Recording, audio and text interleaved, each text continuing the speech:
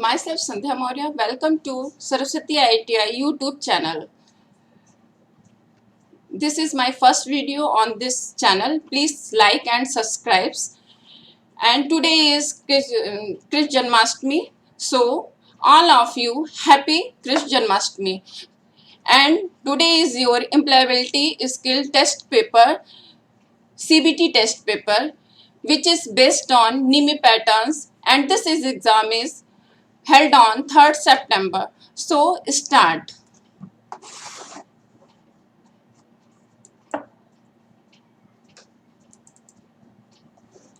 First question is a resume should be. हमारा resume कैसा होना चाहिए और इसके ऑप्शंस हैं A short and precise, B fancy and colourful, C having long and detailed information, D having acronyms and abbreviation. हमारा resume कैसा होना चाहिए? हमारा रिज्यूमे जो होना चाहिए वो शॉर्ट मीन्स छोटा और प्रिसाइज मीन्स सटीक. हमारा जो रिज्यूम होता है जब हम किसी को भेजते हैं तो हमारा रिज्यूम वो एक नज़र में ही देखता है, इसलिए हमारा जो रिज्यूम होता है वो छोटे में ही इतना सटीक होना चाहिए कि कोई भी हमारे रिज्यूम को देख करके उसको एक बार में ही हमारे बारे में सारी जानकारी ले ले. इसलिए हमारा यहाँ पे पहला ऑप्शन सही होगा.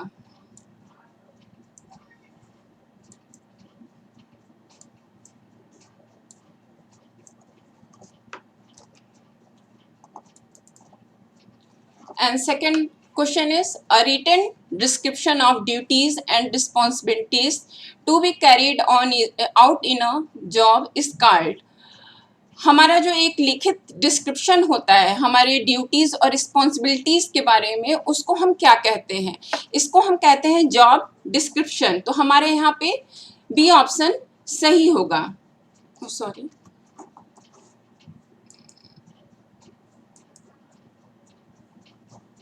यहाँ पे हमारा बी ऑप्शन सही होगा, जॉब डिस्क्रिप्शन.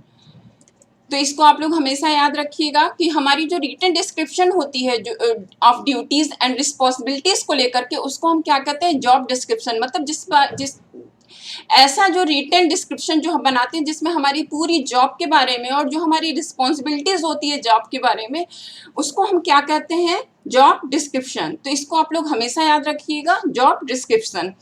तो हमारा इसका बी ऑप्शन सही होगा. ओके, फिर नेक्स्ट क्वेश्चन हम आ जाते हैं.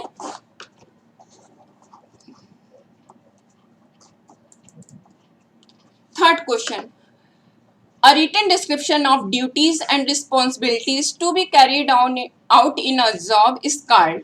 ये बिल्कुल सेम क्वेश्चन है सेकंड क्वेश्चन की तरह, बस इसमें इस क्वेश्चन के पैटर्न को चेंज कर दिया गया है. यहाँ पे है a written description, मतलब हम अपनी ड्यूटीज़ और रिस्पॉन्सिबिलिटीज़ के बारे में जो हमारी जॉब को लेकर के होती है उसको जो हम लिखित रूप में लिखते हैं तो उसको हम क्या कहते हैं? सेम आंसर है, बस इसमें क्या है, ऑप्शन आपके ऊपर नीचे हैं. तो यहाँ पे हमारा ऑप्शन सी सही हो जाएगा. पहला ऑप्शन है सी, जिसके मीन्स होता है curriculum vitae, B resume, C job description, D job application. तो यहाँ में हमारा सी ऑप्शन सही होगा, जॉब डिस्क्रिप्शन. इसको आप लोग हमेशा याद रखिएगा, ये बहुत इंपॉर्टेंट क्वेश्चन है. सी ऑप्शन है, job description. Next question,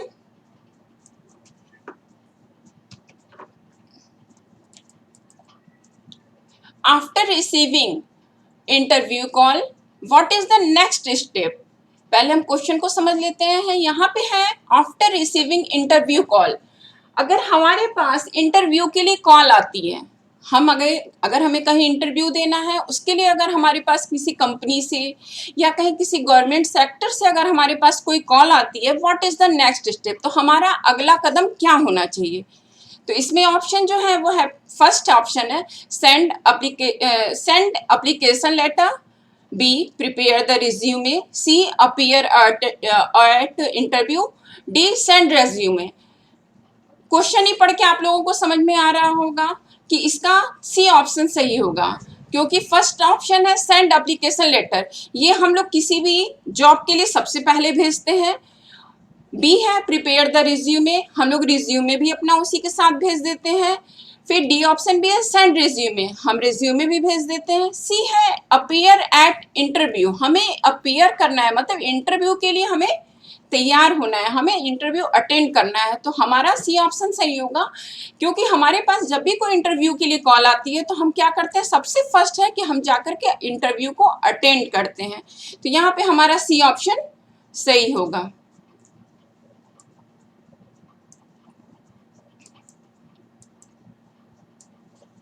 next question, choose suitable WH words for the given sentence. Animal do you like? WH words, question को पहले हम समझ लेते हैं। WH वर्ड्स क्या होते हैं? WH वर्ड्स जो होते हैं इंग्लिश में, इंग्लिश ग्रामर की क्लास मैंने अभी तक आपकी चलाई नहीं है, ये मेरा फर्स्ट वीडियो है, लेकिन आप लोगों के CBT एग्जाम 3 सितंबर को ही होने, इसलिए सबसे पहले मैं क्वेश्चन पेपर करा रही हूँ। नेक्स्ट वीडियो में जरूर मैं आपकी इंग्लिश ग्रामर की क्लास लूंगी, तो उसमें मैं आपको सब कुछ समझाऊंगी। WH वर्ड्स जहाँ पे भी हम लोग लगाते हैं, इंग्लिश के इंट्रोगेटिव सेंटेंस, मतलब जो प्रश्नवाचक शब्द वाक्य होते हैं, उसके स्टार्टिंग जो होते हैं WH वर्ड से मैक्सिमम होते हैं। ऑल तो हम नहीं कह सकते, लेकिन मैक्सिमम WH वर्ड से स्टार्ट होते हैं। तो यहाँ पे है डैश है, फिल इन द ब्लैंक्स आपको पहले दिख रहा है, उसमें आपको भरना है एनिमल डू यू लाइक। इसका मतलब आपको समझ में आ रहा होगा कि हम कौन सा जानवर पसंद करते हैं। यहाँ पे फर्स्ट ऑप्शन है A which, B why, C where, D when. Which का मतलब है कौन सा, नॉन लिविंग थिंग्स के लिए और लिविंग थिंग्स दोनों के लिए ही हम विच लगाते हैं। बी का मतलब है वाई, वाई मीन्स क्यों।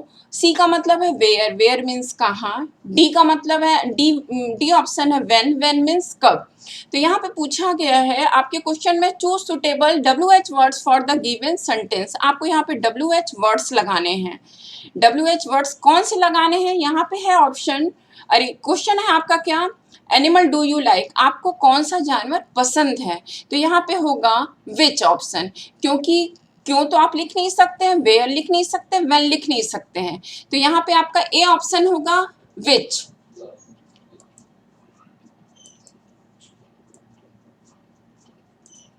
नेक्स्ट जब भी वीडियो मैं इंग्लिश ग्रामर का बनाऊंगी, बताऊंगी आप लोगों को, इसमें आप लोग ऑनलाइन क्लास में मेरे देखिएगा, तो आप लोगों के मेरे नोट्स आपके शायद बहुत काम में आए।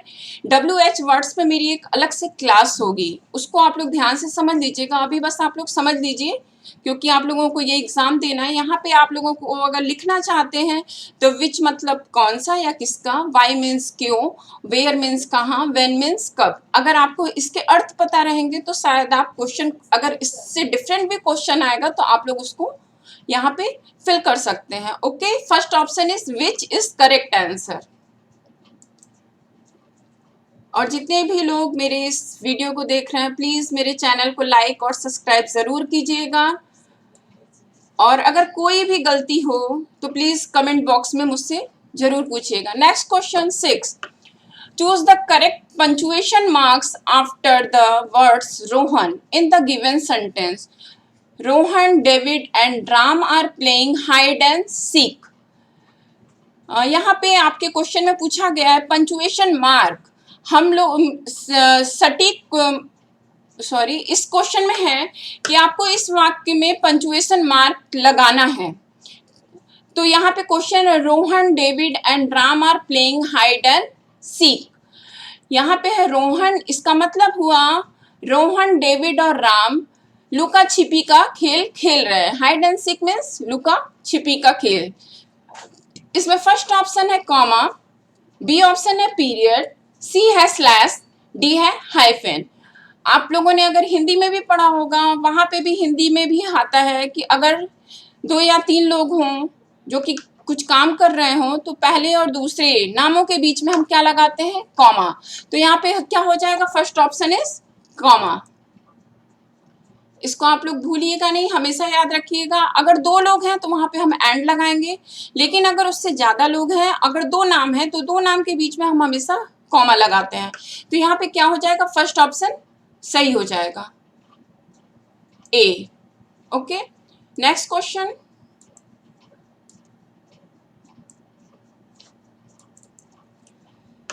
Choose the correct response for the given question. How have you been? Choose the correct response for the given question. अगर आपसे कोई ये क्वेश्चन पूछता है हाउ हैव यू बीन, मतलब तुमको कैसा लगा, तो इसका आप क्या रिस्पॉन्स देते हैं, मतलब आप इसके बदले में उसको क्या उत्तर देते हैं, मतलब रिप्लाई क्या देते हैं. तो हाउ हैव यू बीन, आपको इसका अर्थ पता होना चाहिए. इसका मीन्स है आपको कैसा लगा, या मतलब आपका दिन कैसा बीत रहा है, या आप आजकल कैसे हैं, इस टाइप से. तो फर्स्ट ऑप्शन है very well and you. B, thank you and you. C, same to you. D, on vacation and you.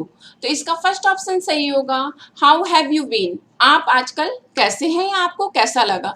तो आप किसी से भी उत्तर अगर देंगे खुश होकर देंगे, आपका ऑप्शन हो जाएगा कि मैं अच्छा हूं और आप कैसे हैं. तो फर्स्ट ऑप्शन हो जाएगा वेरी वेल, मतलब कि मैं अच्छा हूं और आप कैसे हैं.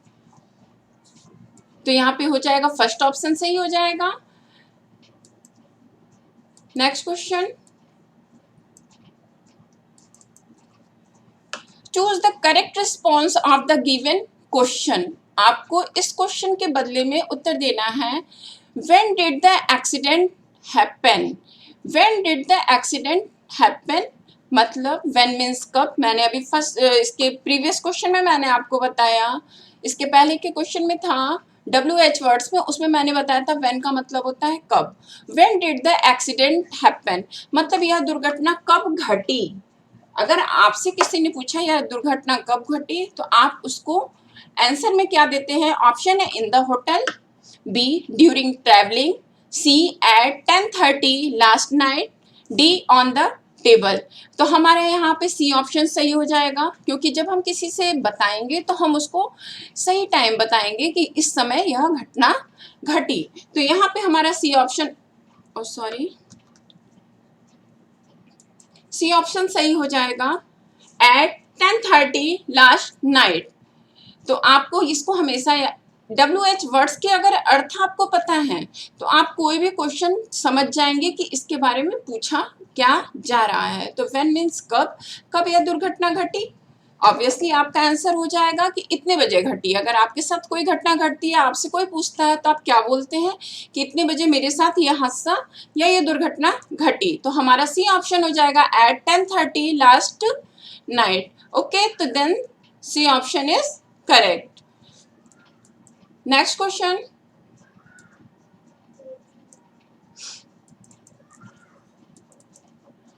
Choose the correct tense of the verb.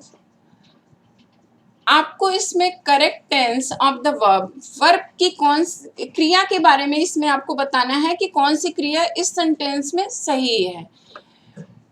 आपका क्वेश्चन है I fill in the blanks है, आपको दिख रहा होगा music when I was child. यहाँ पे आपको क्रिया वर्ब के बारे में भरना है कि वर्ब की कौन सी फॉर्म लगेगी. मैं म्यूजिक सीखता था या सीख रहा हूं या सीखूंगा या सीखा था. यहाँ पे फर्स्ट ऑप्शन है A learn, B am learning, C will learn, C learn. आपका सेंटेंस है I dash music when I was child. जब मैं बच्चा था तब मैं क्या करता था, म्यूजिक सीखता था. क्योंकि मैं बचपन की बात कर रहा हूं तो यहाँ पे क्या हो जाएगा लर्न. लर्न वर्ब की फर्स्ट फॉर्म है तो ये होगा नहीं. B am learning. Am learning हम किसके लिए लगाते हैं, कॉन्टिन्यूअस के लिए. अगर हमारा कार्य कोई जारी है तब. तो अभी मैं ये कार्य जारी नहीं है, मैं जब बचपन की बात बता रहा हूँ तो ये बीतती हुई बात है. सी विल लर्न. विल हम फ्यूचर के लिए लगाते हैं. सी डी ऑप्शन है लर्न.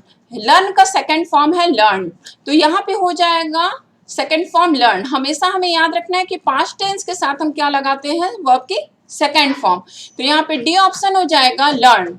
जब मैं छोटा था, व्हेन आई वाज चाइल्ड, जब मैं छोटा था तो मैं क्या सीखता था, म्यूजिक सीखता था. तो यहाँ पे आपका ऑप्शन हो जाएगा D.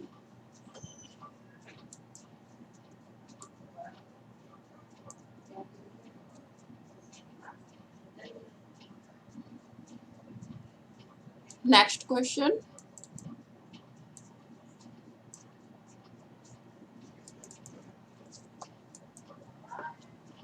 Curriculum vitae is also known as. Curriculum vitae हम करिकुलम वीटा हम किसको कहते हैं? आज आल्सो नोन, हम करिकुलम वीटा को और किस नाम से जानते हैं, इसके बारे में बताया गया, पूछा जा रहा है इस क्वेश्चन में। फर्स्ट ऑप्शन है रिज्यूमे, बी ऑप्शन है जॉब डिस्क्रिप्शन, सी है कवर लेटर, डी है एप्लीकेशन लेटर। तो यहाँ पे करिकुलम वीटा हम जब किसी अपनी जॉब के लिए जब अप्लाई करते हैं तो उसको हम क्या कहते हैं? जो अपने बारे में हम संक्षिप्त विवरण बनाते हैं, हम अपने बारे में जो जानकारी किसी कंपनी या गवर्नमेंट सेक्टर में देते हैं तो उसको हम क्या कहते हैं? Curriculum Vita. और उसी को हम दूसरे नाम से भी जानते हैं, रिज्यूमे। इसको आप लोग याद रख लीजिए, इसको जनरली भी लोग क्वेश्चन पूछते हैं कि curriculum vitae is also known as. तो इसका फर्स्ट ऑप्शन सही हो जाएगा, रिज्यूमे।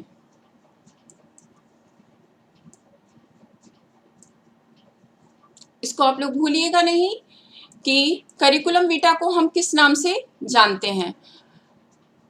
आप लोगों को मैं फिर से कहना चाहती हूँ कि इस चैनल को प्लीज़ आप लोग लाइक और सब्सक्राइब ज़रूर कीजिए, और जो भी कुछ गलत लगे आप प्लीज़ कमेंट बॉक्स में मुझसे ज़रूर पूछिए। जिस भी क्वेश्चन पे आपको कोई भी कन्फ्यूज़न हो ज़रूर पूछिए, मैं उसका नेक्स्ट वीडियो आपको ज़रूर बना के भेजूंगी। नेक्स्ट क्वेश्चन,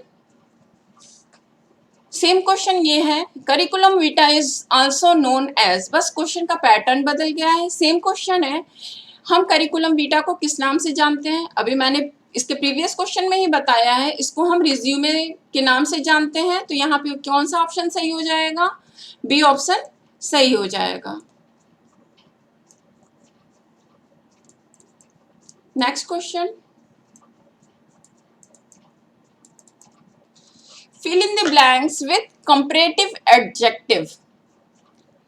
कंपैरेटिव एडजेक्टिव के बारे में इसमें पूछा गया है। कंपैरेटिव एडजेक्टिव आपको भरना है, योर पेंसिल इज डैश है, देन माइन, तुम्हारी पेंसिल मेरी वाली से कैसी है? Sharp, sharper, blunt, thick.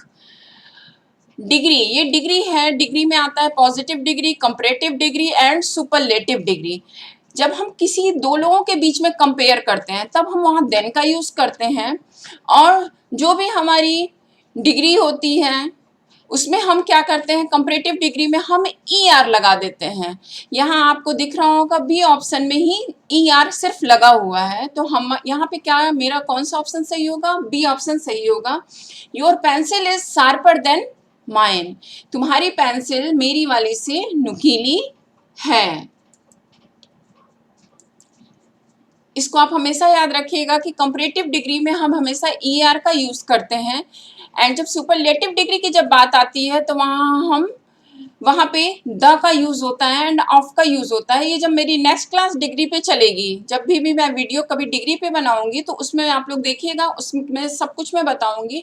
Degree होती है 3 प्रकार की, positive degree, comparative degree, superlative degree, उसके बारे में भी है सब कुछ। लेकिन अभी आप लोगों के पेपर को देखते हुए मैं बहुत सब शॉर्ट में सब कुछ बता रही हूँ। यहाँ पे आपका हो जाएगा, जब दो लोगों के बीच में कंपेयर किया जाता है तो वहाँ हम देन का यूज करते हैं, और हमारा जो भी एडजेक्टिव होता है उसमें हम ER लगा देते हैं। तो यहाँ आपको ऑप्शन में दिख रहा होगा कि यहाँ सिर्फ बी ऑप्शन में ही ER लगा हुआ है, तो यहाँ पे हम बी ऑप्शन सही होगा।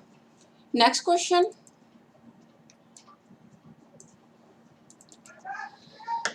fill in the blanks with correct future tense of verb। Future tense का आपको यहाँ पे वर्ब बताना है। आपका सेंटेंस है वी फिर dash to the zoo after breakfast. हम लोग नाश्ता करने के बाद, वी फ्यूचर की बात है तो जाएंगे। तो यहाँ पे क्या है, आपको ये पता होना चाहिए कि फ्यूचर टेंस में हमेशा विल और शैल का यूज करते हैं। तो यहाँ पे कोई आपको डाउट ही नहीं होना चाहिए, यहाँ पे सिर्फ एक ऑप्शन में ही विल लगा हुआ है, तो यहाँ पे सीधा सीधा है आपका यूज हो जाएगा D option, will go, we will go to the zoo after breakfast. हम लोग नाश्ता करने के बाद या ब्रेकफास्ट लेने के बाद हम लोग कहाँ जाएंगे? चिड़ियाघर को जाएंगे। डी ऑप्शन हमारा सही हो जाएगा। Next question,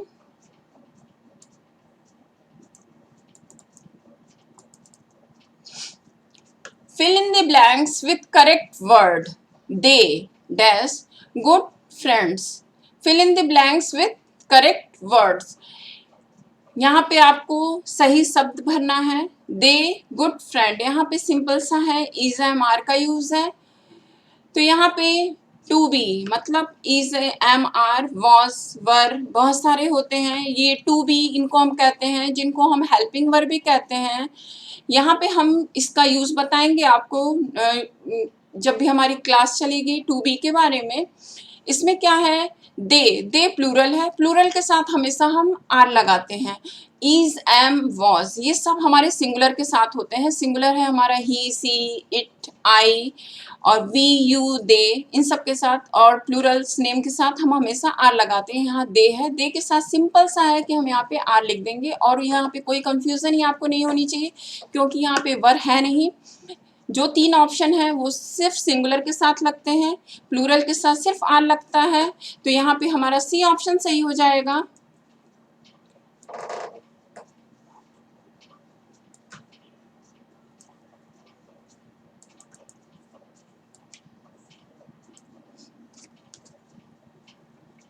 next question, fill in the blanks with present progressive tense of the verb। Present progressive tense, इसको सुन के आप लोग कंफ्यूज ना होइएगा। प्रेजेंट कंटिन्यूअस टेंस को ही हम प्रेजेंट प्रोग्रेसिव टेंस कहते हैं। जो काम हम करते रहते हैं, मतलब जो काम हमारा जारी रहता है, उसको हम क्या कहते हैं, प्रेजेंट प्रोग्रेसिव टेंस या प्रेजेंट कंटिन्यूअस टेंस। आपका सेंटेंस है द ट्रेन डैश है थ्रू द टनल। ट्रेन गुजर रही है किधर से, सुरंग के बीच से। टनल, टनल में सुरंग, सुरंग के बीच से। प्रेजेंट कंटिन्यूअस टेंस में क्या होता है, हम is am are was were का यूज करते हैं और इसमें हम वर्ब के साथ आईएनजी का फॉर्म लगाते हैं, और यह काम जारी है, प्रेजेंट की बात हो रही है, तो यहाँ पे हम इज एम आर का ही यूज करेंगे। तो यहाँ पे आप लोग ऑप्शन में देख रहे हैं, ए ऑप्शन है पास्ट, बी ऑप्शन है सी पासिंग, सी ऑप्शन है हैड पास्ट, डी ऑप्शन है वाज पासिंग। तो हमारा प्रेजेंट की बात हो रही है, प्रेजेंट के साथ हम हमेशा इज एम आर लगाते हैं। पास्ट की अगर ये बात होती है वहाँ हम वाज वर लगाते हैं। तो यहाँ पे the train through the tunnel, तो यहाँ पे आपका ऑप्शन हो जाएगा is passing, the train is passing through the tunnel. तो यहाँ पे आपका बी ऑप्शन सही हो जाएगा।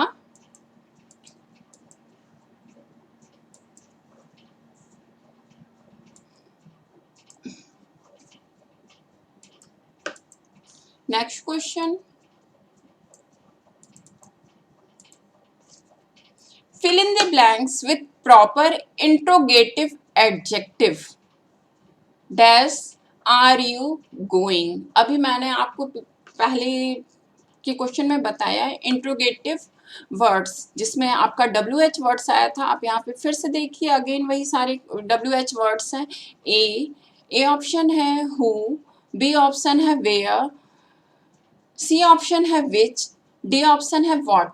हु का मतलब है कौन, वेयर का मीन्स है कहाँ, विच का मीन्स है किसका, डी का मीन्स है क्या।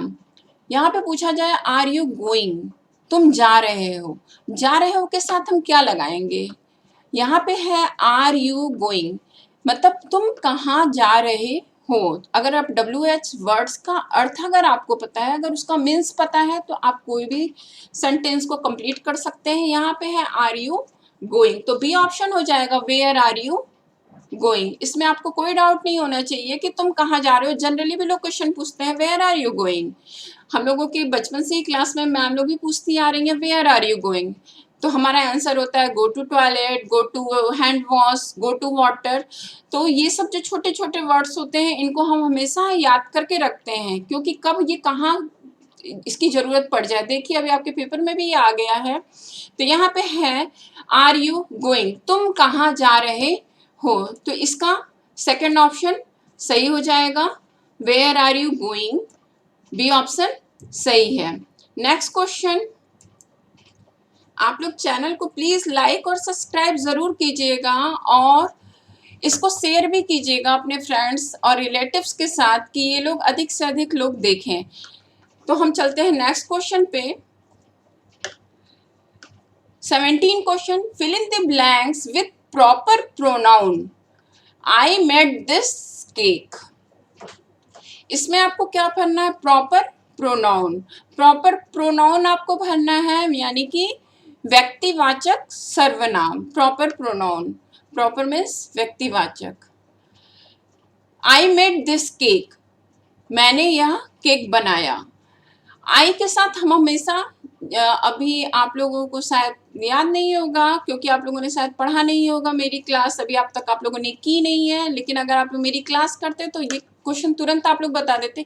आई के साथ हम हमेशा क्या लगाते हैं, आई का जो प्रोनाउन प्रॉपर प्रोनाउन होगा वो होगा माई सेल्फ। आई के साथ माई सेल्फ, योर के साथ यू के साथ योर सेल्फ, ही के साथ हिम सेल्फ, इट के साथ इट सेल्फ। ये सिंपल सा फंडा है याद करने का। यू को देख लिया तो योर सेल्फ हो गया, ही को देख लिया तो हिम सेल्फ हो गया, इट को देख लिया तो इट सेल्फ हो गया। आई है तो आई के साथ हम क्या लगाएंगे, माई सेल्फ। तो इसका फर्स्ट ऑप्शन सही हो जाएगा, माई सेल्फ। इसमें आप लोग जरा सा भी कंफ्यूज ना होइएगा। अगर आपको नहीं भी आता है कोई क्वेश्चन तो उसके लिए कंफ्यूज होने की कोई जरूरत नहीं है। आपको थोड़ा सा दिमाग और थोड़ा सा लॉजिक लगाना है। आपका क्वेश्चन, आप अपना क्वेश्चन का आंसर इसी आंसर में ही ढूंढ लेंगे, क्योंकि आप देख रहे हैं योर सेल्फ है, आई के साथ तो यू लगता ही नहीं है, हिम है तो हिम के साथ लगेगा नहीं, इट तो बचा क्या, सिर्फ माई। तो यहाँ पे आपका आंसर हो जाएगा माई सेल्फ। अगर कोई क्वेश्चन नहीं भी आता है तो वहाँ आप अपना दिमाग जरूर लगाइए और अपने प्रीवियस नॉलेज जो आपके पास पहले के ज्ञान है, जो पहला ने जो भी क्लास में पढ़ा है उसको जरूर सोचिएगा। हड़बड़ी में कोई भी क्वेश्चन गलत करके मत आइएगा। चलिए नेक्स्ट क्वेश्चन आ जाते हैं। Fill in the blanks with proper pronoun. Same question है, यहाँ पे है सी मेड दिस केक, वहां पे आई था, इसके पहले के क्वेश्चन में आपने देखा था आई था, यहाँ पे सी है। सी मेड दिस केक, वह केक बनाई है। कैसे बनाई है, यहाँ पे आप लोग देखिए ऑप्शन में, itself, my self, her self, himself. इसके पहले ही मैंने बताया इट के साथ हम इट सेल्फ लगाएंगे, आई के साथ आपने पहले ही क्वेश्चन में देखा वहां पे माई सेल्फ का यूज हुआ तो आई के साथ हम माई सेल्फ लगाएंगे। हिमसेल्फ के बारे में भी मैंने बताया था, वो ही के साथ लगता है, और सी के साथ हम हमेशा लगाते हैं हर सेल्फ। तो यहाँ पे क्वेश्चन का आंसर हो जाएगा her self. C made this cake her self, वह केक स्वयं से बनाई, मतलब खुद से बनाई। तो यहाँ पे आपका ऑप्शन हो जाएगा सी, सही हो जाएगा। चलिए नेक्स्ट क्वेश्चन पे आते हैं।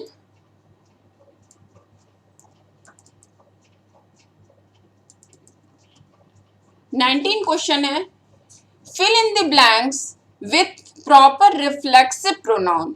यहाँ पे प्रॉपर रिफ्लेक्सिव प्रोनाउन, यहाँ पे मीन्स है रिफ्लेक्सिव प्रोनाउन, निजवाचक सर्वनाम, खुद के लिए जो सर्वनाम प्रोनाउन का यूज होता है सेम वही है पैटर्न, बस यहाँ पे रिफ्लेक्सिव लग गया है। यहाँ पे सी हैज हर्ट, अभी आपने इसके पहले भी क्वेश्चन को देखा, वहां पे सी के साथ मैंने किसका यूज किया था, हर सेल्फ का। सी हैज हर्ट हर सेल्फ, उसने खुद को दुखी किया, उसने स्वयं से खुद को दुखी किया। तो यहाँ पे बी ऑप्शन आपका सही हो जाएगा, she has hurt herself. Confuse मत होइएगा बिल्कुल भी, सी को देख करके, आई को देख करके, ही को देख करके, इट को देख करके, बहुत सिंपल सा है। अगर आप इसको लिखना भी चाहें तो लिख सकते हैं। इट के साथ हम इट सेल्फ, आई के साथ माई सेल्फ, ही के साथ हिम सेल्फ, सी के साथ हर सेल्फ, यू के साथ योर सेल्फ। इस तरह से हम इसको लगाते हैं। चलिए आ जाते हैं हम अपने नेक्स्ट क्वेश्चन पे।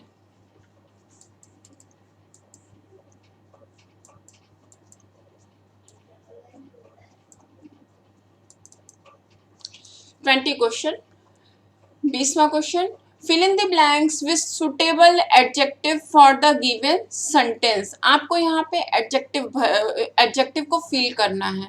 एडजेक्टिव को हिंदी में हम कहते हैं विशेषण।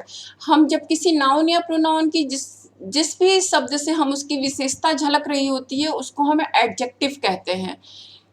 ये आपको नाम से ही पता चल रहा होगा, विशेषण यानी कि विशेषता बताना, नाउन और प्रोनाउन की विशेषता बताना। पार्ट्स ऑफ स्पीच की क्लास चलेगी जिसमें मैं आपको बताऊंगी नाउन, प्रोनाउन, एडजेक्टिव, ऐसे करके 8 उसके भेद होते हैं। ये क्लास आप लोग जब कर लेंगे तो ये क्लास में आपको फिर noun, pronoun, adjective, verb, adverb, preposition, conjunction, interjection, आपको कभी कोई कंफ्यूजन होगी ही नहीं। नेक्स्ट क्लास जब भी मेरी पहली क्लास जब चलेगी, मेरी पहली क्लास पार्ट्स ऑफ स्पीच पे ही चलेगी, उसमें जो भी कंफ्यूजन होगा मैं आपके ये सारे क्लियर कर दूंगी। तो यहाँ पे है द लिटिल गर्ल्स, छोटी लड़की, eyes fill in the blanks, eyes revealed her mischief, छोटी लड़की की आंखें उसकी शरारत को दिखा रही हैं, उसकी शरारत को दिखा रही हैं। यहाँ पे है टू बी है वीक, सी है शॉर्ट साइटेड, डी है ट्विंकलिंग। ट्विंकलिंग मीन्स चमकना। छोटी लड़की की आंखों मतलब ट्विंकलिंग में शरारती आंखों से क्या पता चल रहा है, उसकी शरारत को, उसकी शरारत हम कब बच्चों को देख करके, छोटी बच्ची है उसकी आंखों से ही हम पता लगा सकते हैं। तो उसकी आंखें कैसी हैं, ट्विंकलिंग, वो क्या हो रही हैं, चमक रही हैं, यानी कि फड़फड़ा रही हैं। तो यानी कि यहाँ पे क्या हो जाएगा ऑप्शन से, D twinkling. The little girls eyes revealed her mischief, the little girls twinkling eyes revealed her mischief. यहाँ पे कौन सा ऑप्शन सही हो जाएगा, डी ऑप्शन सही है। नेक्स्ट क्वेश्चन आ जाइए आप लोग। नेक्स्ट क्वेश्चन है 21 question, fill in the blanks with suitable place preposition. यहाँ पे आपको क्या भरना है, प्रीपोजिशन भरना है। Fill in the blanks with suitable place preposition. My house is dash the third floor. My house मेरा घर है, किस फ्लोर पे है, थर्ड फ्लोर पे है। प्रीपोजिशन के लिए तो बहुत सारी क्लास चलानी पड़ेगी। प्रीपोजिशन अपने आप में पार्ट ऑफ स्पीच का एक प्रकार है। प्रीपोजिशन बहुत ही बड़ा है, बहुत ही लेंदी है, इसको आपको समझना पड़ेगा। यहाँ पे at, in, on, under. My house is dash the third floor, मेरा जो घर है वो किस फ्लोर पे है, थर्ड फ्लोर पे। अगर हम प्लेस की बात करते हैं, हम अपने घर की छोटे प्लेस की बात करेंगे, वो किस फ्लोर पे है, first floor, second floor, floor की बात आती है तो वहाँ पे हम क्या लगाते हैं, on. My house is on the third floor. तो इसका सी ऑप्शन सही हो जाएगा।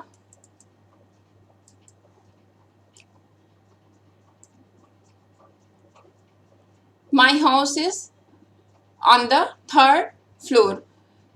चलिए आते हैं हम अपने नेक्स्ट क्वेश्चन पे।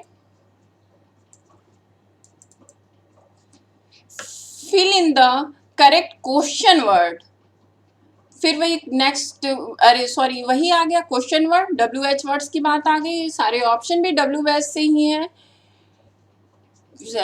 आपको WH वर्ड्स भरना है। तो is the speaker at the function. वक्ता स्पीकर मतलब बोलने वाला, इस फंक्शन कोई प्रोग्राम होने वाला है वहां पे कौन बोलने वाला है, ये पूछा जा रहा है। Is the speaker at the function, इस फंक्शन में कौन बोलने वाला है। मैंने आपको पहले भी बताया था WH वर्ड्स के बारे में, उसके अगर अर्थ आपको पता होंगे तो आप आराम से भर लेंगे। यहाँ पे ए ऑप्शन है व्हाट मीन्स क्या, बी ऑप्शन है व्हेन मीन्स कब, सी ऑप्शन है वाई मीन्स क्यों, डी ऑप्शन है हु मीन्स कौन। यहाँ पे पूछा जा रहा है इस फंक्शन में बोलने वाला कौन है, तो हमारा ऑप्शन क्या हो जाएगा, who is the speaker at the function. इस फंक्शन को कौन बोलने वाला है, तो इसका ऑप्शन हो जाएगा D, who is the speaker at the function। D option सही है। आते हैं हम नेक्स्ट क्वेश्चन पे। मैं आपको फिर से बोलना चाहूंगी कि प्लीज़ हमारे चैनल को लाइक और सब्सक्राइब ज़रूर कीजिए और अपने दोस्तों में और अपने रिलेटिव्स रिश्तेदारों में प्लीज़ इसको शेयर ज़रूर कीजिए। आते हैं हम नेक्स्ट क्वेश्चन पे। Low level language is also called, low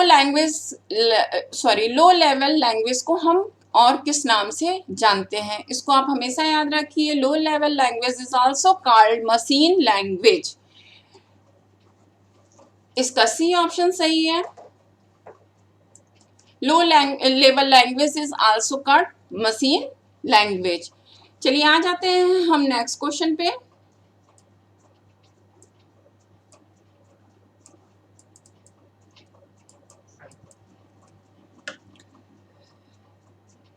twenty 24 question है। प्रोनाउंसिएशन रिफर्स टू, प्रोनाउंसिएशन उच्चारण, हिंदी में आप लोगों ने हिंदी में पढ़ा होगा शब्द अर्थ उच्चारण।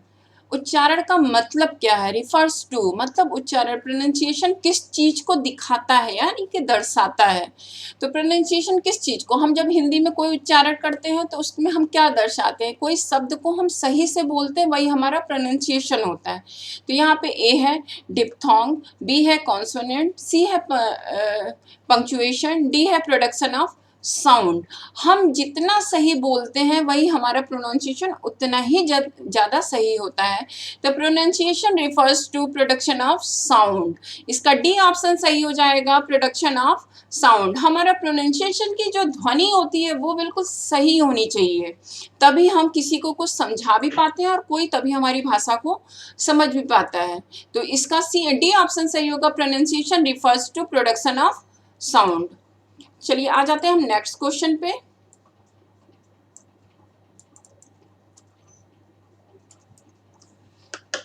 Rearrange the following set of words into meaningful sentence।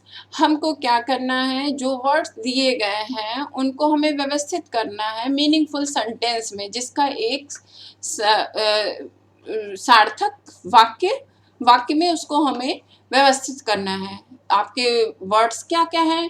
Teacher, school, work, C A S. तो आपको मैं बता दूंगी कि कोई भी सेंटेंस जब हम शुरू करते हैं तो वो हम सब्जेक्ट से शुरू करते हैं, सब्जेक्ट वर्ब ऑब्जेक्ट। कोई भी जब हमारा सेंटेंस बनता है तो वो 3 चीज़ों से बनता है, सब्जेक्ट वर्ब ऑब्जेक्ट। जब भी मेरी वीडियो आएगी आपकी क्लासेस के लिए, मैं जब भी अपने वीडियो बनाऊंगी तो उसमें मैं सेंटेंस की भी एक क्लास लूँगी, आप उसमें देख लीजिएगा तो आप आराम से ये सेंटेंस बना लेते हैं।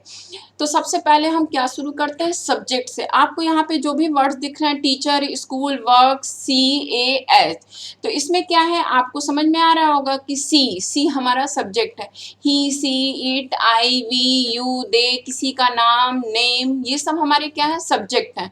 तो आपका जो भी आपका ऑप्शन है, पहला ऑप्शन है A B C D. A, school worked as a C teacher. यहाँ पे आप देख रहे हैं पहला ही जो स्कूल है ये आपका सब्जेक्ट नहीं है, तो इस ऑप्शन को तो आप पहले ही गलत कर दीजिए। फिर बी ऑप्शन है she works as a school teacher. यहाँ पे भी आपका क्या है, आपका बी ऑप्शन सी से शुरू है यानी कि ये सब्जेक्ट है, तो यानी कि ये सही हो सकता है ऑप्शन। फिर सी ऑप्शन है she teachers works as a school. She teacher work as a school, यानी कि आपको बी ऑप्शन भी सही हो सकता है, सी ऑप्शन भी सही हो सकता है। अब हम डी ऑप्शन को देख लेते हैं, work C as a school teacher. Word पहले ही आ गए, यहाँ पे सब्जेक्ट से शुरुआत नहीं है, तो ये आपका ए और डी ऑप्शन तो बिल्कुल ही रॉन्ग है। अब सॉरी, आपको बी और सी में से आपको चूज करना है कि कौन सा ऑप्शन आपका सही है। तो सी आपका सब्जेक्ट है, सब्जेक्ट के बाद हम सीधे सीधे वर्ब लगाते हैं। वर्ब क्या है, वर्ब यानी जो हम काम करते हैं। तो she worked as a school teacher, वह काम करती है किस रूप में, एक स्कूल टीचर के रूप में वह काम करती है। सी ऑप्शन है सी टीचर फिर एक नाउन आ गया, तो ये ऑप्शन आपका गलत है। यहाँ पे आपको क्या है, सीधा सीधा बी ऑप्शन सही होगा, she worked as a school teacher. वह वहाँ काम करती है किसके रूप में, एक स्कूल टीचर के रूप में। तो यहाँ पे आपका बी ऑप्शन सही हो जाएगा। कोई भी ऑप्शन को देख करके आप लोग कभी भी कंफ्यूज ना होइएगा, पहले क्वेश्चन को पढ़िए, फिर क्वेश्चन का अर्थ निकालिए, फिर उसके ऑप्शन देखिए, फिर ऑप्शन में आप ये देखिए कि कौन से ऑप्शन, कितने ऑप्शन गलत हैं। जितने ऑप्शन गलत हैं उनको एक तरफ कर दीजिए, फिर जितने ऑप्शन आपको सही लगते हैं उसको फिर आप पढ़िए। आपको मैं बता दे रही हूँ कि किसी भी ऑप्शनल पेपर में आपके 2 ही क्वेश्चन, जो भी क्वेश्चन आते हैं उसमें 2 ही आंसर सही होते हैं, अरे सॉरी 2 ही ऑप्शन ऐसे होते हैं जिसमें हम कंफ्यूज होते हैं। 2 ऑप्शन तो बिल्कुल रॉन्ग होते हैं, मुझे देखने से ही पता चल जाता है। तो आप उसको पहले अपने दिमाग से उसको पढ़िए, समझिए, फिर उसके बाद 2 ऑप्शन जो गलत हैं उसको छाड़ दीजिए, फिर उसके बाद 2 ऑप्शन जो सही हैं उसको पढ़िए, उसको समझिए। आपको चारों को पढ़ने की कोई ज़रूरत नहीं है कि उसमें हम अपना दिमाग लगाएं, कंफ्यूज हो। पहले यहाँ पे है क्या, हमें सेंटेंस की बात आ गई, तो सेंटेंस क्या होता है, सब्जेक्ट से शुरू ही होता है, सब्जेक्ट वर्ब ऑब्जेक्ट। इसको आप हमेशा याद रखिए। यहाँ पे सब्जेक्ट से शुरू है क्या, सी से जब शुरू है तो यहाँ पे बी और सी ऑप्शन है। फिर सब्जेक्ट जब मुझे मिल गया तो उसके बाद हम क्या देखेंगे, वर्ब हमारा क्या है, वर्क वो काम करती है, वर्ब की हमें डेफिनेशन पता है कि वर्ब में हम क्या करते हैं, जब हम कोई काम करते हैं तो उसको हम वर्ब कहते हैं। तो यहाँ पे क्या है, she worked as a school teacher, तो यहाँ पे आपका क्या हो जाएगा, ऑप्शन से B.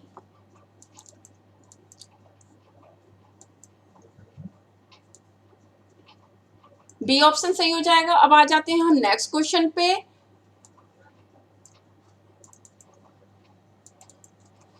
The word that expresses a sudden and strong feeling is called. वैसे शब्द जो हमारे सडन एंड स्ट्रांग फीलिंग, जो हमारे मन में अगर कोई अचानक कोई भाव आ जाता है, वैसे वर्ड्स जब हमारे मुंह से निकलते हैं तो उसको हम क्या कहते हैं। ये पार्ट्स ऑफ स्पीच का 8वां प्रकार है। अगर आप लोगों ने मेरी क्लास पहले की होती तो इसको आप लोग तुरंत कर लिए होते। इसको हम कहते हैं इंटरजेक्शन। इंटरजेक्शन यानी कि विस्मयादि बोधक वाक्य, यानी विस्मयादि बोधक शब्द, जिसमें हम अपने अचानक, जैसे अगर हम कहीं गिर गए तो हमारे मुंह से एकाएक निकल जाता है क्या, ओ हमें चोट लग गई। तो ये जो ओ शब्द है वो क्या है, वो इंटरजेक्शन है। अगर हम रात में अपने घर में बैठे अचानक से लाइट कट गई, हम क्या कहते हैं, ओ लाइट कट गई। तो यहाँ पे भी क्या है, ओ। अगर कोई छोटा बच्चा है, अगर वो गिरता है तो आउच। अगर हम खुशी से, अगर कोई मैच जीत गया तो हम खुशी से चिल्ला पड़ते हैं, वाओ हम मैच जीत गए। तो ऐसे वर्ड्स जो हमारे स्ट्रॉन्ग फीलिंग, अचानक हमारे मन से जो शब्द निकलते हैं उसको हम क्या कहते हैं, इंटरजेक्शन, विस्मयादि बोधक शब्द, इंटरजेक्शन। यहाँ पे आपका क्या हो जाएगा, बी ऑप्शन सही हो जाएगा। ये पार्ट्स ऑफ स्पीच का 8वां प्रकार है, लास्ट प्रकार है, ये है विस्मयादि बोधक शब्द। इसमें हम क्या कहते हैं, जो हमारे मुंह से अचानक डर से, खुशी से, उत्साह से जो भी शब्द निकलते हैं उसको हम क्या कहते हैं, इंटरजेक्शन। यहाँ पे बी ऑप्शन सही हो जाएगा।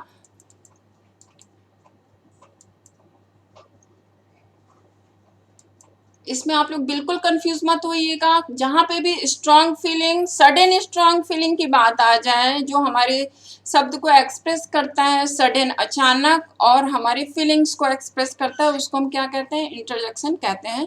चलिए अब हम आ जाते हैं नेक्स्ट क्वेश्चन पे। और प्लीज़ हमारे चैनल को ज़रूर लाइक और सब्सक्राइब कीजिए और अपने फ्रेंड्स और रिलेटिव्स में ज़रूर शेयर कीजिए। और जहाँ भी कहीं आपको कन्फ्यूज़न हो वो आप मुझसे कमेंट बॉक्स में ज़रूर पूछें। आ जाते हैं हम 27 क्वेश्चन पे। When you greet higher officially such as teacher, instructor और सुपरवाइजर यू शुड यूज।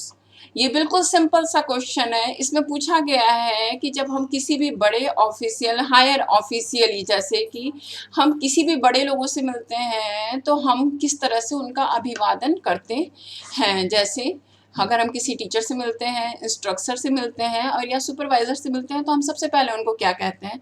ये ऑप्शन देख के ही आपको समझ में आ रहा है कि इसमें हमारा ऑप्शन सही हो जाएगा ए, good morning.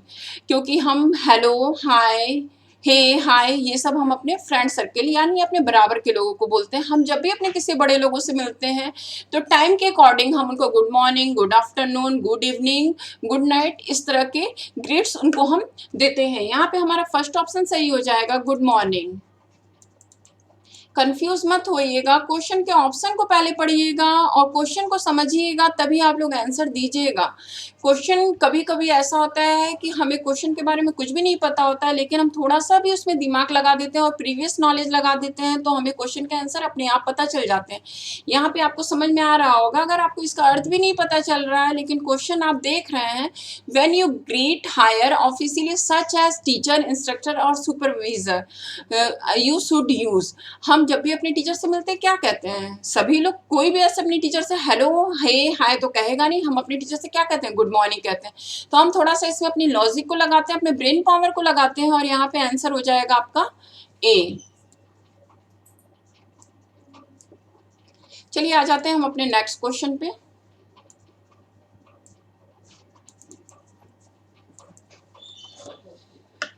Which is a silent letter in the words.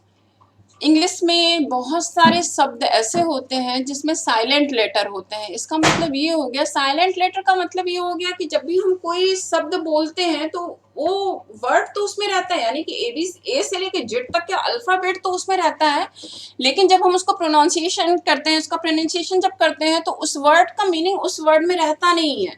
तो ऐसे वर्ड को जो उसमें छुपे रहते हैं इनको हम क्या कहते हैं, silent letter.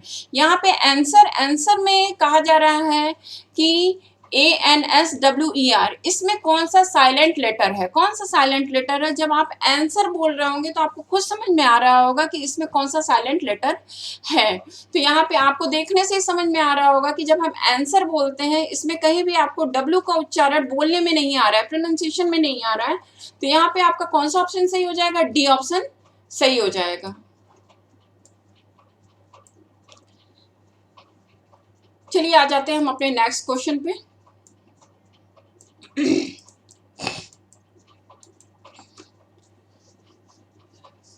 Which one is a do's of discussion etiquettes?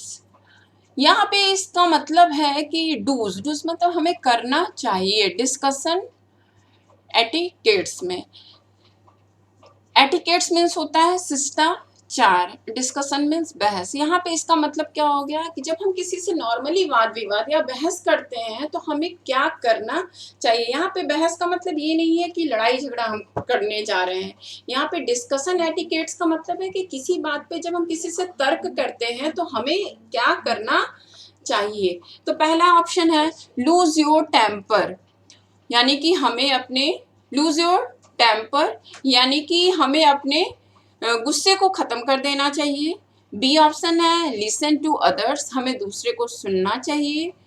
C option है टॉक अबाउट इरिलीवेंट डिटेल्स, हमें बातचीत करनी चाहिए गलत मुद्दों पे। यूज इम्पोलाइट और रूड लैंग्वेज, हमें गलत लैंग्वेज यानी गलत भाषा यानी गाली गलौज या उनको अशब्द बोलने की भाषा का उपयोग करना चाहिए। तो आपको इसमें पढ़ के ऑप्शन में समझ में आ रहा होगा लिसन टू अदर्स। इसका मतलब ये है कि जब हम किसी से बहस करते हैं यानी किसी भी एक तथ्य को लेकर के यानी कि किसी भी एक बात को लेकर जब हम किसी से डिस्कस करते हैं तो सबसे पहले हमारा कर्तव्य होता है कि हम दूसरे की भी बात को सुने, क्योंकि जब तक हम दूसरे की बात को सुनेंगे नहीं, उनको समझेंगे नहीं, तो हम डिस्कस क्या करेंगे। तो इसमें क्या है डूज का मीन्स है करना चाहिए। तो यहाँ पे हमारा क्या सही हो जाएगा 29 का बी ऑप्शन सही हो जाएगा लिसन टू अदर्स। हमें हमेशा दूसरों की बात को भी सुनना चाहिए। ऐसा नहीं है कि हम किसी से एटिकेट्स कर रहे हैं तो हम सिर्फ अपनी ही बात को करते रहें। अगर हम अपनी ही बात को करते रहेंगे तो वहां डिस्कशन करने का कोई भी मतलब नहीं है। तो यहाँ पे क्या हो जाएगा बी ऑप्शन सही हो जाएगा लिसन टू अदर्स। चलिए आ जाते हैं हम नेक्स्ट क्वेश्चन पे। Which one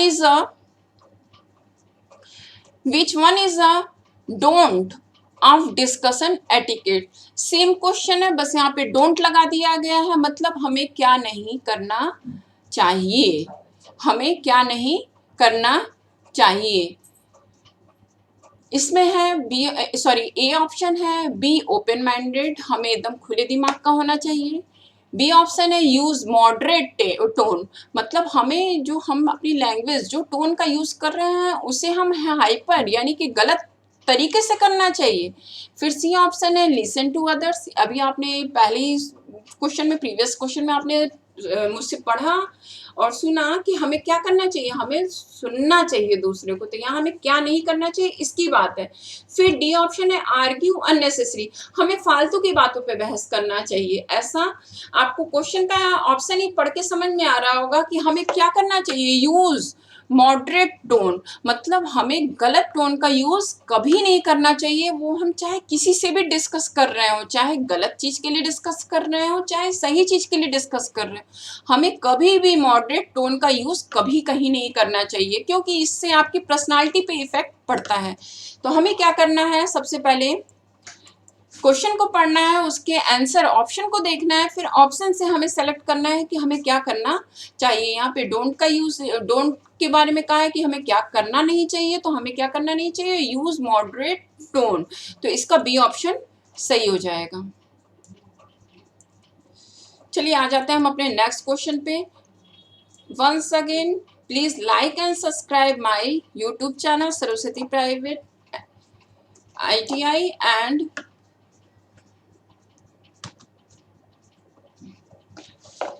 31 question, which one is the brain of computer? Computer का दिमाग कौन सा है, किसको कहते हैं? ये तो हम लोग 1 2 से पढ़ते आ रहे हैं, फिर भी मैं आपको बता देती हूँ। इसका ऑप्शन होगा B CPU, A keyboard, B CPU, C monitor, D hard disk. CPU का मीन्स है सेंट्रल प्रोसेसिंग यूनिट, जिसको हम ब्रेन का कंप्यूटर का दिमाग कहते हैं, ब्रेन ऑफ कंप्यूटर। तो यहाँ पे बी ऑप्शन सही हो जाएगा। इसको तो आपको याद करने की चीज़ है, इसके लिए मैं कोई लॉजिक या कुछ बताने की मुझे ज़रूरत नहीं है। सीपीयू को हम क्या कहते हैं? Brain of computer. इसका बी ऑप्शन सही हो जाएगा। नेक्स्ट क्वेश्चन,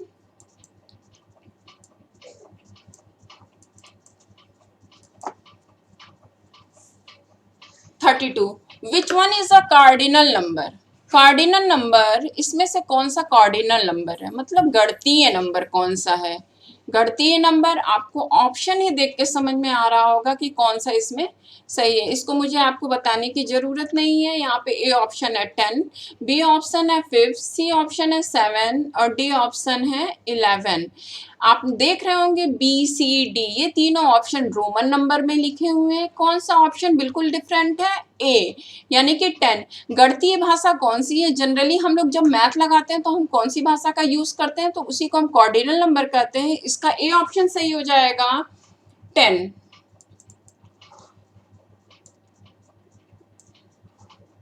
आ जाइए, हम अपने नेक्स्ट क्वेश्चन पे आ जाते हैं।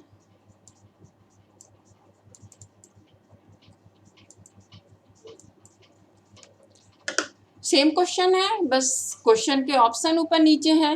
विच one is the cardinal number? इसको मुझे आपको समझाने की जरूरत नहीं है। इसका डी ऑप्शन सही है 3। इसको आपको देखना है फिर समझना है। ये आपका डी ऑप्शन सही है। जहाँ पे भी कार्डिनल नंबर आ जाएंगे 1 से लेके जितने भी नंबर हैं वो आपको जहाँ पे भी दिख रहे होंगे वो सही होंगे, और सब सारे जो है वो रोमन नंबर में लिखे हुए हैं। तो ये ऑप्शन आपके सही नहीं है, तो डी ऑप्शन हो जाएगा 3 सही हो जाएगा। अब आ जाइए अपने नेक्स्ट क्वेश्चन पे। 34 question, which one is a cardinal number? Once again repeated question. A option है 4th, बी ऑप्शन है 10th, सी ऑप्शन है 1st, डी ऑप्शन है 1। इसका भी आपको देख के ही समझ में आ रहा होगा कि ये ऑप्शन इसका डी सही होगा 1। चलिए आ जाते हैं हम अपने नेक्स्ट क्वेश्चन पे। आप लोगों को जहां भी कंफ्यूजन लगे प्लीज मुझे कमेंट जरूर करिएगा, उसी के हिसाब से मैं अपनी क्लासेस अरेंज करूंगी नेक्स्ट जब भी मैं बनाऊंगी। और आप लोगों से फिर मैं रिक्वेस्ट करती हूँ कि प्लीज अपने दोस्तों को ये वीडियो जरूर शेयर करिए और मेरे चैनल को लाइक और सब्सक्राइब जरूर कीजिए। Once again repeated question, which one is a cardinal number? यहाँ पे आप लोग देख रहे होंगे कि यहाँ पे नंबर को वर्ड्स में लिखा गया है। ए ऑप्शन है 1, बी ऑप्शन है 5, सी ऑप्शन है 8th, डी ऑप्शन है 2nd। यहाँ पे भी आपको दिख रहा होगा कि ए ऑप्शन बिल्कुल सही है 1, ONE 1। यहाँ पे 35 का आंसर सही हो जाएगा ए। चलिए आ जाते हैं हम अपने नेक्स्ट क्वेश्चन पे।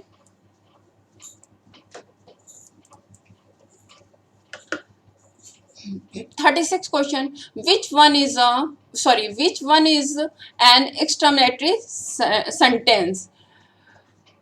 इसमें है ऑप्शन आपका A, what a beautiful house it is, B option है it is a beautiful house, C option है is it a beautiful house, फिर डी है योर हाउस इज ब्यूटीफुल। आप यहाँ पे देख रहे होंगे, आपको मैं यहाँ बताना चाहूंगी एक्सक्लेमेटरी सेंटेंस। यहाँ पे जो लिखा हुआ है कि एक्सक्लेमेटरी सेंटेंस की जब बात आती है, ये है आपका एक्सक्लेमेटरी सेंटेंस। इसकी जब बात आती है तो एक्सक्लेमेटरी सेंटेंस का एक सिंबल होता है। ये सिंबल होता है ये, पहले एक स्टैंडिंग लाइन, फिर उसके नीचे आपको ऐसे फुल स्टॉप की तरह बिंदी रहेगी जो कि यहाँ पे लिखा हुआ है। अगर आप एक्सक्लेमेटरी सिंबल जानते हैं तो आपको सेंटेंस में कुछ खोजने की जरूरत ही नहीं है। यहाँ पे आप ऑप्शन में देख रहे होंगे सिर्फ एक ही ऑप्शन में एक्सक्लेमेटरी सिंबल लगा हुआ है। इस सिंबल को हम एक्सक्लेमेटरी सिंबल कहते हैं और जहां पे भी एक्सक्लेमेटरी सिंबल लगे होते हैं ऐसे सेंटेंस को हम एक्सक्लेमेटरी सेंटेंस कहते हैं। तो आप सारे ऑप्शन में देख रहे होंगे एक्सक्लेमेटरी सिंबल सिर्फ एक ही सेंटेंस में लगा हुआ है और वो सेंटेंस है कौन सा, what a beautiful house it is. A option आपका यहाँ पे सही है, इसमें आप बिल्कुल कंफ्यूज मत होइएगा। एक्सक्लेमेटरी सेंटेंस जहां होंगे वहां पे एक्सक्लेमेटरी सिंबल जरूर लगा होगा और उसी एक्सक्लेमेटरी सिंबल से ही हम एक्सक्लेमेटरी सेंटेंस की पहचान करते हैं, इसको आप लोग हमेशा याद रखिएगा। चलिए आ जाते हैं हम अपने नेक्स्ट क्वेश्चन पे।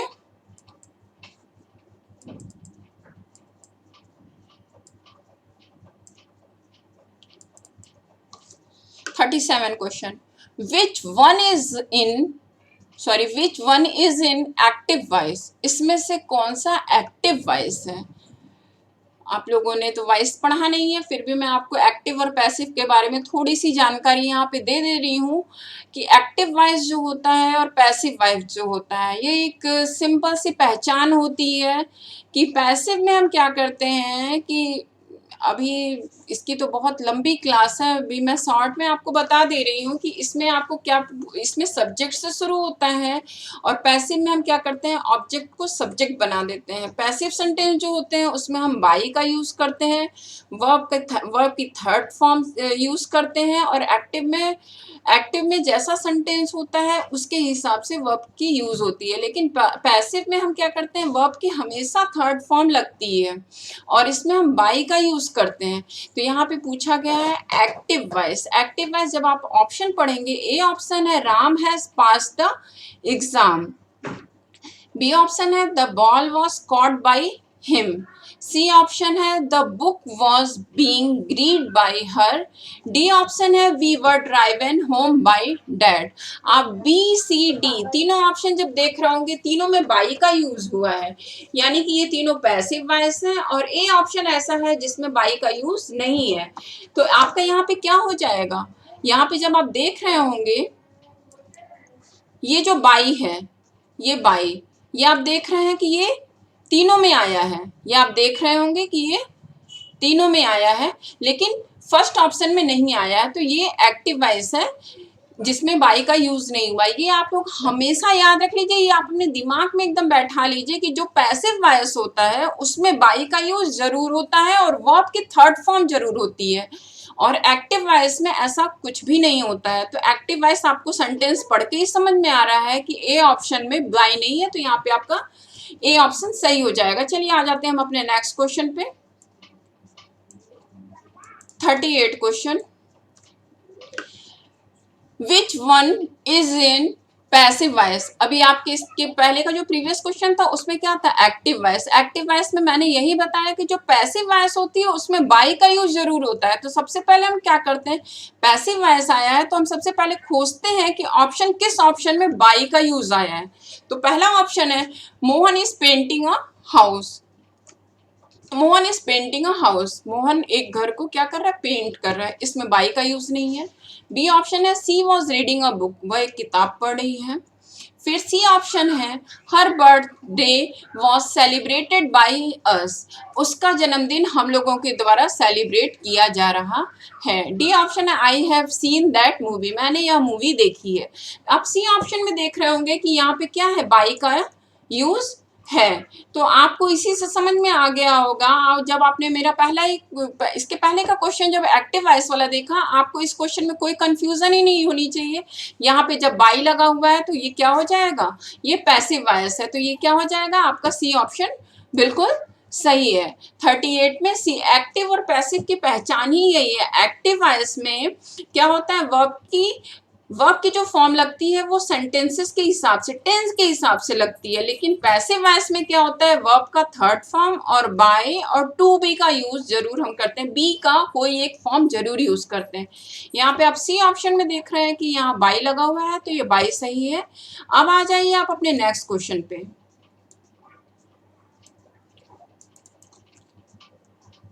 39 विच one is not a conjunction, इसमें से कौन सा कंजक्शन नहीं है। कंजक्शन में संयोजक वाचक शब्द, ऐसे शब्द जो दो वाक्यों को जोड़ते हैं, जो जोड़ने का काम करते हैं उनको हम कंजक्शन कहते हैं। और इसमें पूछा है कि कौन सा कंजक्शन नहीं है।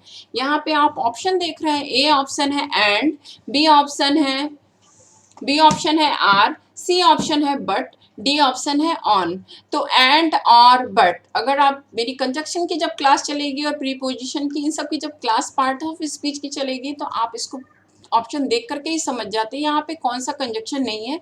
आप हमेशा याद रखिए, जो ऑन होता है, ऑन से कभी भी हम सेंटेंस को नहीं जोड़ते हैं। ऑन से हम सिर्फ नाउन से नाउन को, नाउन से प्रोनाउन को, प्रोनाउन को प्रोनाउन से, प्रोनाउन से नाउन को हम जोड़ते हैं, लेकिन हम ऑन से दो सेंटेंस को कभी नहीं जोड़ते हैं। तो यहाँ पे ऑन जो है वो क्या है, आपका कंजक्शन नहीं है। तो इसमें क्या हो जाएगा, डी ऑप्शन सही हो जाएगा। चलिए आ जाते हैं हम अपने नेक्स्ट क्वेश्चन पे। और आप लोग प्लीज चैनल को लाइक और सब्सक्राइब जरूर कीजिएगा। 40 क्वेश्चन, 40वां क्वेश्चन है, which one is not a benefit of the role playing. Role playing का हमें क्या बेनिफिट नहीं मिलता है, यहाँ पे यही है, which one is not a benefit of the role playing. Building confidence, D developing listening skill, C develops creative problem solving skill, D develops boredom.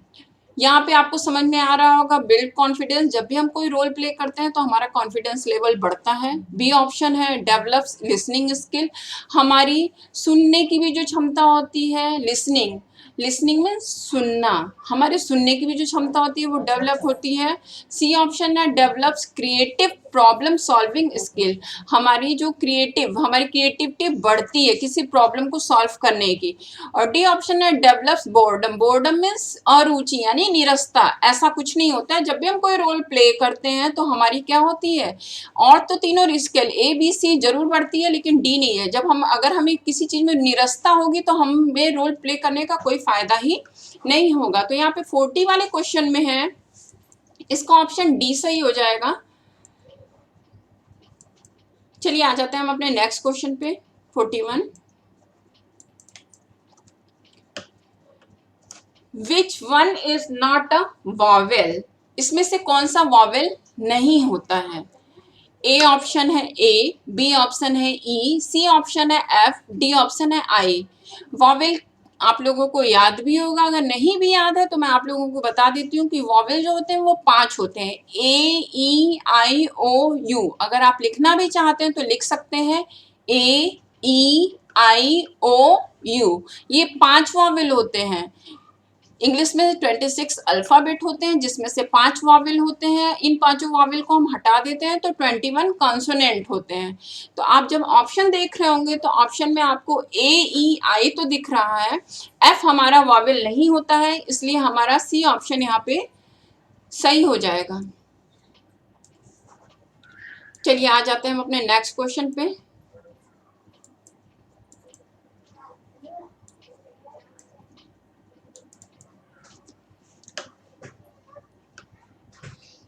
Which one of the following is a good office etiquette? Office etiquette, etiquette means मैंने पहले भी बताया यानी शिष्टाचार। Good office etiquette हमारा मतलब जो कि ऑफिस में एक अच्छा एटिकेट, हमारा जो शिष्टाचार होना चाहिए वो कैसा होना चाहिए, इसके बारे में पूछा जा रहा है कि इन चारों ऑप्शन में से हमारा जो अच्छा शिष्टाचार होना चाहिए वो किस में होना चाहिए। ए ऑप्शन है वन शुड ड्रेस फॉर्मली, हमें कैसा ड्रेस पहनना चाहिए, फॉर्मल ड्रेस पहनना चाहिए। बी ऑप्शन है one should not be punctual to work, हमें अपने काम के लिए पंक्चुअल मतलब टाइम से अपना काम नहीं करना चाहिए। We should have fancy mobile ring tone, हमें अपने ऑफिस में अपने मोबाइल का रिंग टोन फैंसी रखना चाहिए, मतलब कि उसको फैंसी मतलब ऑफिस के अनुकूल नहीं रखना चाहिए।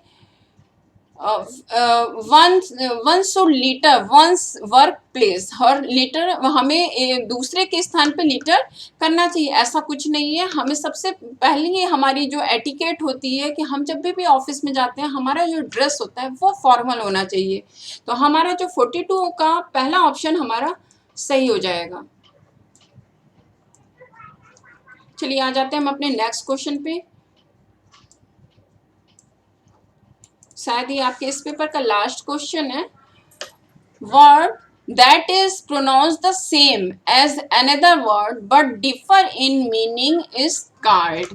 इसमें कहा गया है कि word that is pronounce the same, ऐसे शब्द जो कि दूसरे एज अनदर वर्ड, मतलब जो दो ऐसे शब्द जिनको हम प्रोनाउंस मतलब बोलते तो एक जैसा है, पर लेकिन उनकी जो मीनिंग होती है वो अलग अलग होती है। तो इसमें हम इसकी आपको डेफिनेशन याद करने की ज़रूरत है। जब भी मैं आपको पढ़ाऊंगी उसमें मैं बताऊंगी कि जो होमोफोन्स होते हैं, होमोफोन्स जो होते हैं वो ऐसे ही होते हैं, दो अलग अलग वर्ड्स होते हैं, लेकिन उनको हम जब प्रोनाउंस करते हैं यानी जब हम उनको बोलते हैं तो बोलते हम क्या है, सेम बोलते हैं। हमारे बोलने का जो लैंग्वेज होता है वो हमारा सेम होता है, लेकिन उसकी जो मीनिंग होती है, जो उसका अर्थ होता है वो क्या होता है, अलग अलग होता है। तो इसको आप लोग, जैसे मैं आपको एक एग्जाम्पल के रूप में लिख भी दे रही हूँ, जैसे आपका इसमें एग्जाम्पल हो जाएगा जैसे सी, सी सी मीन्स देखना, और ये सी SEA, सी मीन्स समुद्र। आप देख रहे होंगे कि दोनों के प्रोनाउंस, दोनों को बोलते तो हम एक है सी, लेकिन दोनों के अर्थ अलग अलग हैं। तो ऐसे शब्द को हम क्या कहते हैं, होमोफोन्स। तो इसका ऑप्शन सही हो जाएगा ए, होमोफोन्स।